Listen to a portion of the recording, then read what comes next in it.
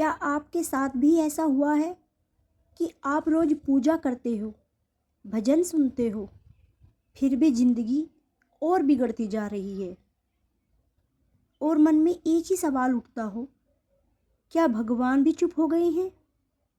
तो ये आज की कहानी उन सभी लोगों के लिए है जो बिना बोले अंदर ही अंदर टूट रहे हैं। कृपया इस कहानी को बीच में ना छोड़ें, क्योंकि अंत में जो श्याम बाबा का संदेश है वो शायद आपके लिए ही है। ये कहानी है सुमन की, एक साधारण सी माँ जिसकी दुनिया अपने बेटे के आसपास ही घूमती थी, पर किस्मत को कुछ और ही मंजूर था। उसका बेटा बड़ा हुआ, बाहर पढ़ाई करने चला गया, लेकिन वहाँ वो गलत संगत में पड़ गया। धीरे धीरे उसकी पढ़ाई छूटने लगी। घर में भी जब माँ बाप को ये बात पता चली तो वे दुखी रहने लगे। वे उसे समझाने की पूरी कोशिश करते, लेकिन बेटा था कि सुधरने का नाम ही नहीं लिया। इस वजह से हर रोज घर में भी झगड़ा रहने लगा। उसका पति भी गुस्सा करता, समाज भी ताने देने लगता है। वो माँ बहुत टूट चुकी थी।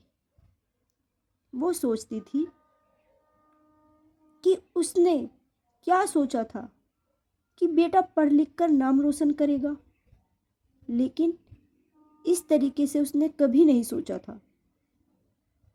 वो रातों में खूब रोती और भगवान से पूछती कि मेरी गलती क्या थी।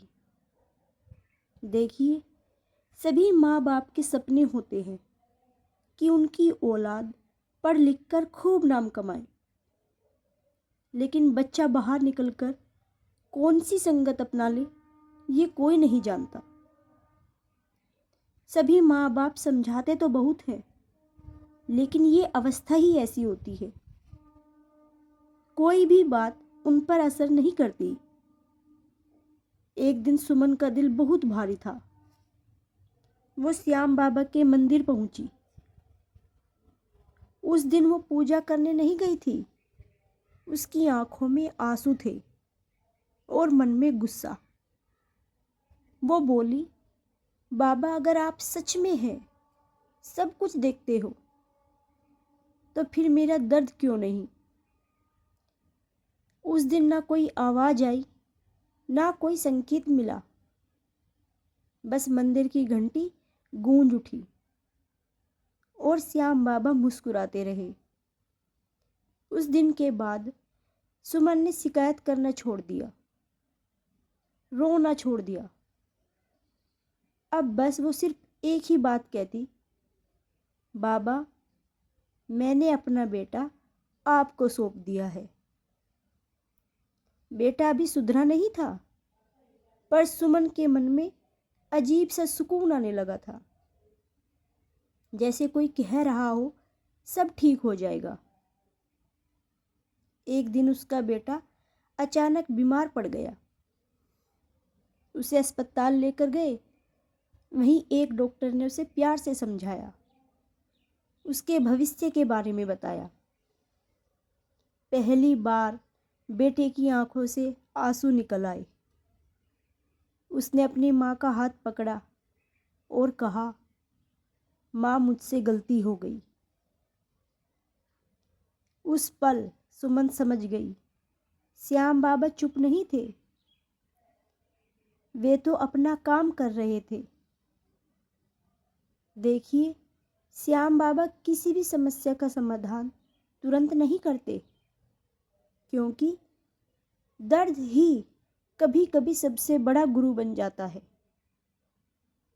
पर जब हम चुप होकर श्याम बाबा पर भरोसा करते हैं, तभी वे हमारे जीवन की दिशा बदल देते हैं। आज अगर आप भी किसी अपने के लिए चुपचाप प्रार्थना कर रहे हैं, तो यकीन मानिए श्याम बाबा सुन रहे हैं। अगर ये कहानी आपके दिल को छू गई हो, तो कमेंट में श्याम बाबा सब संभाल लेंगे ज़रूर लिखें और मेरे चैनल को सब्सक्राइब ज़रूर कर ले। मिलते हैं किसी नेक्स्ट वीडियो में, जब तक के लिए जय श्री श्याम।